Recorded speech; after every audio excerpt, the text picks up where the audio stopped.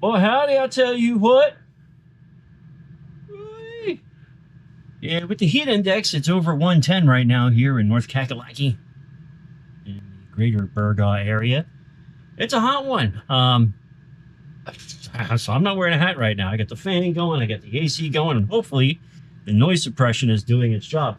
So I figured we'd talk a little bit about an update to a book, and I'm sure you've seen the community post by now. St. Marian's Menia Monastery, the nuns there sent me a new fresh printing and personalized of the Agpeya that we only reviewed about 3 months ago. And I was delighted. First of all, their communication with me has been grand. As soon as I posted that review, they were in the comments, they were in my email, they're very appreciative, very grateful, very gracious, and just very, very lovely people. And immediately they were like, we saw the misprints and but we're gonna fix everything, don't you worry. And of course I'm never worried, as long as a publisher acknowledges that they're gonna have a new edition with they're gonna fix the typographical errors, whatnot, this, that, have you. It's usually like, okay, how long are we gonna have to wait for this? Because typically, if that's going to happen at all, which with some publishers, some very large publishers who I will not name names, but if you know, you know, just won't do that. So within 3 months, the corrections were made and they sent me the book. Like, didn't know what's happening. Like, all of a sudden I get a notification, hey, your book's on the way. Okay. They were like, what color you want? I was like, surprise me. They sent me red. Turns out I really like the red. It's that ox blood. And so I was delighted to see that everything I mentioned in the video was fixed, which is great. That's fantastic. It's a fantastic book if you're into that sort of thing. But what also hit me is like, wait a second. Like, a lot of websites carry this. If you're following any of the booksellers that sell Coptic or Ethiopian products. So I know the book's out there, and they never said how many they printed in the first run. But the fact that within 3 months they must have sold out of all the original run, and had to scramble to make sure that they had more on hand to cover orders, tells me so much about a publisher and about the need and desire for the book. Now, say what you will about the Copts. I don't know what your opinions are, and frankly, I don't care what your opinions are. I stick to the councils, but I still love them. They're people, and I love them. I love them. I love the Copts. I really do. Always have. And the Ethiopians, fabulous people, marvelous people. But they take their prayer seriously. Like the fact that a new and probably the most beautiful Agpeya I've seen thus far in the English language, and granted my collection is small compared to some others. I haven't gotten a version any older than maybe 40 years old. For them to sell out so quick and then be selling out again tells me everything I need to know about the faithful. And we could take a cue from that. So what I'm going to do is I'm going to present the review again for the book. I'm going to cut out where, corrections needed to be made. And I'm also going to present to you a new little intro. So with the intro to the intro out of the way, let's roll the intro.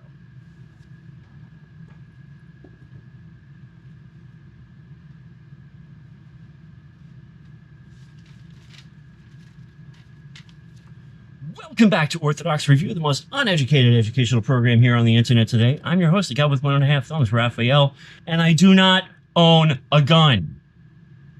All right, if you know, you know. So let's get into this. Before anything else, the shilling, of course, Patreon, PayPal, one-time donations, like, share, subscribe. You know the deal. Huge thank you to this month's supporters, and I'm going to make a very special video about that, and I'm going to name names because my butt was thoroughly saved by God's grace through you this month. I I've got potatoes on the stove right now. But anyway, so with that out of the way, if you want to help out the show, links are below. If you want the book, links are below. And so without any further ado, I present to you the re-edited version of my review of the Holy Agpeya from St. Mary and Demia Monastery in Georgia.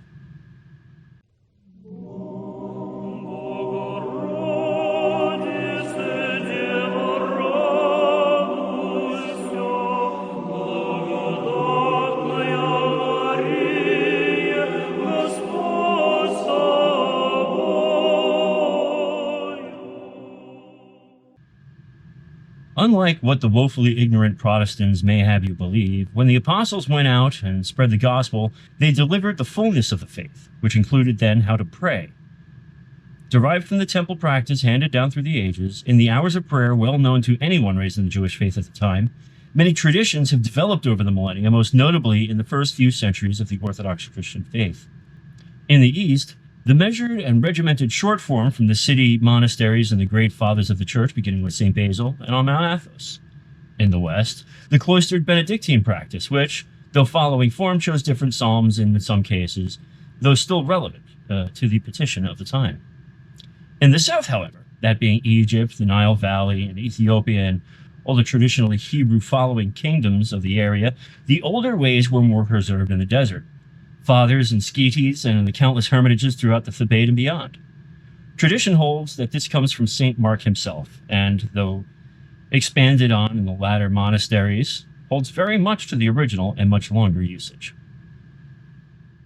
So this particular edition of the Agpeya comes from St. Mary and Demia convent down in Atlanta, Georgia.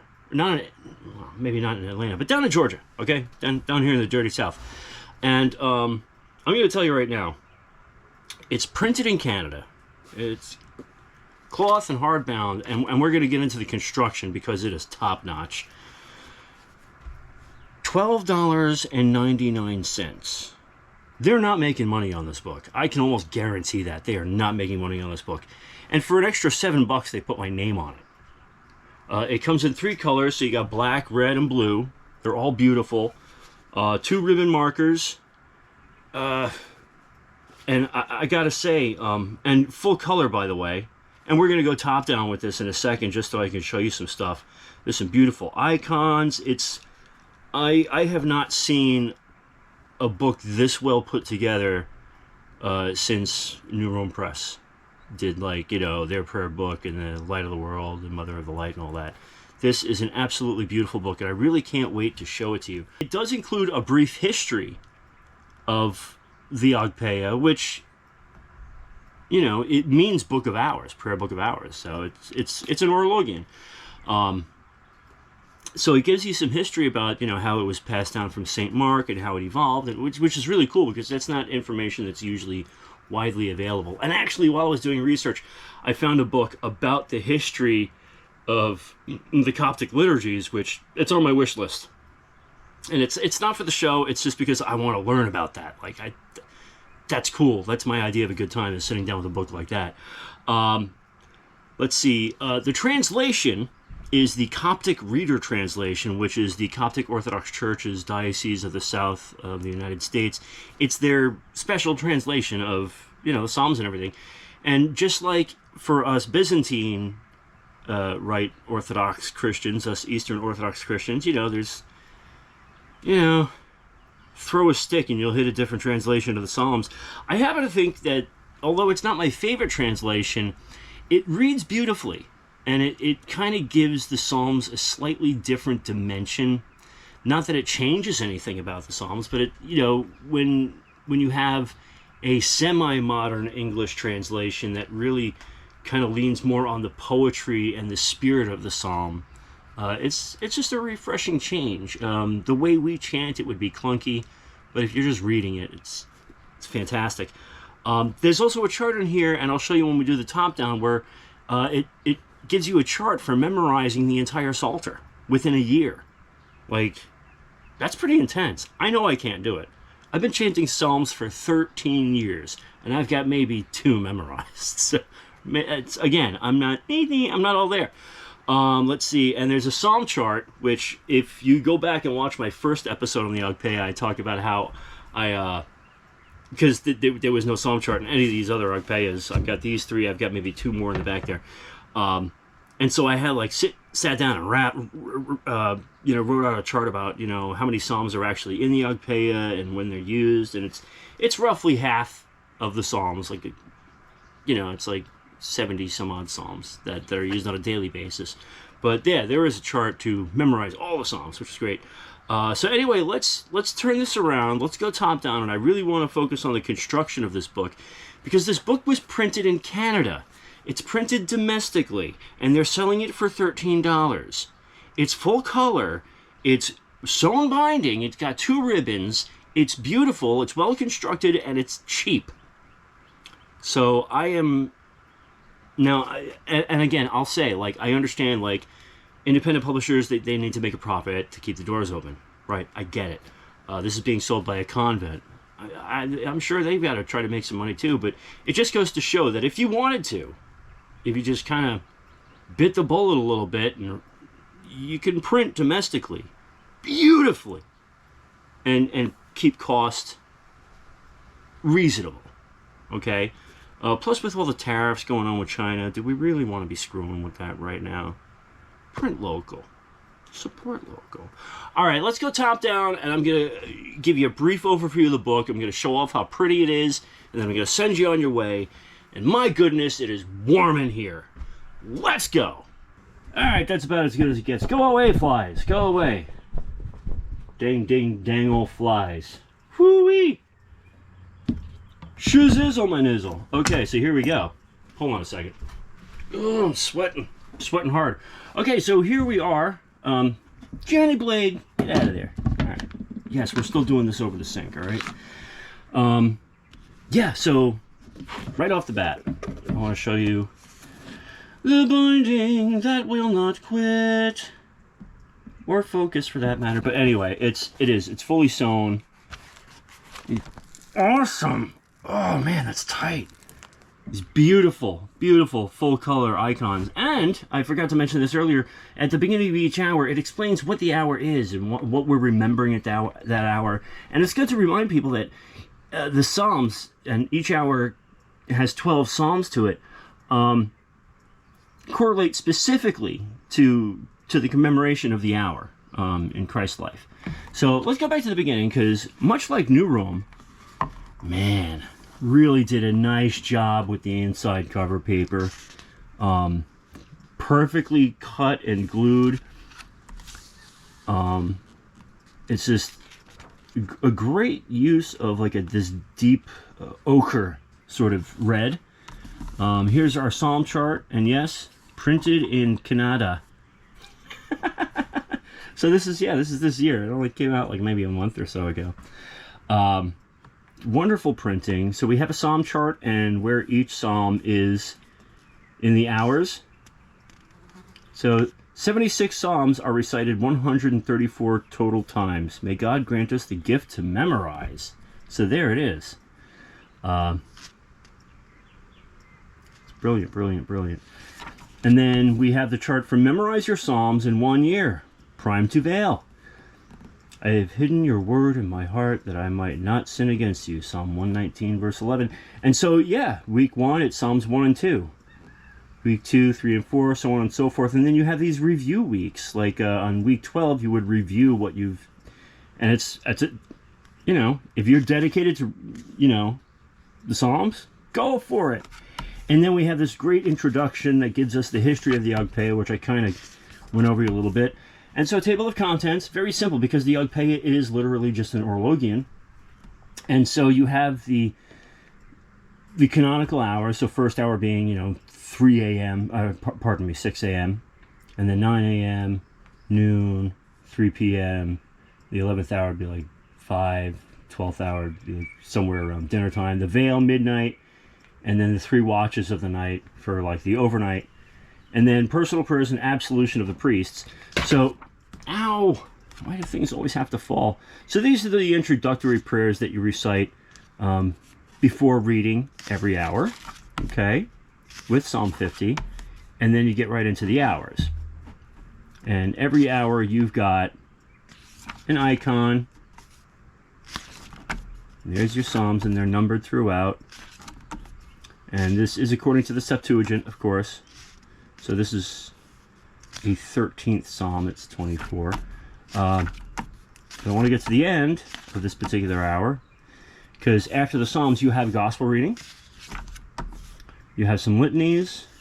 In the first hour you have the Gloria, the Trisagion, and a whole bunch of extra stuff. Hail Holy Virgin. Conclusion for every hour. This is that page 40 prayer that I was telling you about. There's a prayer page at the end of every hour. So if you need to write down names or specific petitions or whatever, it's there for you. It's not just like, oh, well, we got a few extra pages in the page numbering. No, this was planned this way, and I kind of love that. So there we go again at the 9th hour. I love that the veil is in here, which is like the really late night thing. But okay, so here we go. The absolution of priests is actually priestly prayers that are just as fine for us to read. That's why they're in there. Each hour there are prayers for absolution. Let's go back here for a second just to give you an idea. We're asking for forgiveness every hour of the day. See there, it says page 31. It's actually page 40. But yeah, so let's go back here. The confession prayers, the prayers before communion as well, are just slightly different from the ones we are used to, but they come from the same tradition early on. And so it's just a slightly different translation, because, you know, after about 1,500 years, things tend to change a little bit.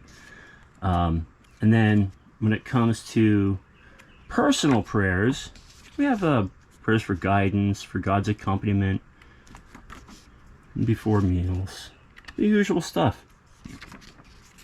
And it's not, you know, it's not anything heavy. It's not like the Saint-Icons where you have like all sorts of miscellaneous prayers, stuff like that. It's just simple. It focuses on the Psalms as an orologian should. And that's all there is to it. So if you got 20 bucks laying around, or 13 bucks if you don't want the personalization, and you just want something that focuses on psalmody, just a different way to read the Psalms through the day, do consider this, because it is, I'm very happy with it. I love the Psalms, as you know, and so any chance I get to switch up my routine and read Psalms differently, I'm all for it.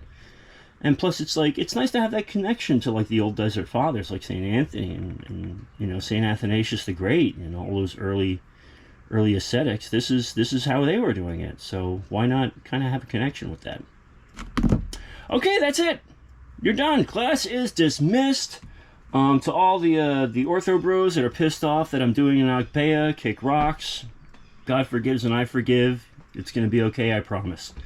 And on behalf of Patches, the One-Eyed Murder Cat, and myself, thank you again. Check the links below. Send me lots of money. Just kidding. Christ is risen. Indeed he is risen.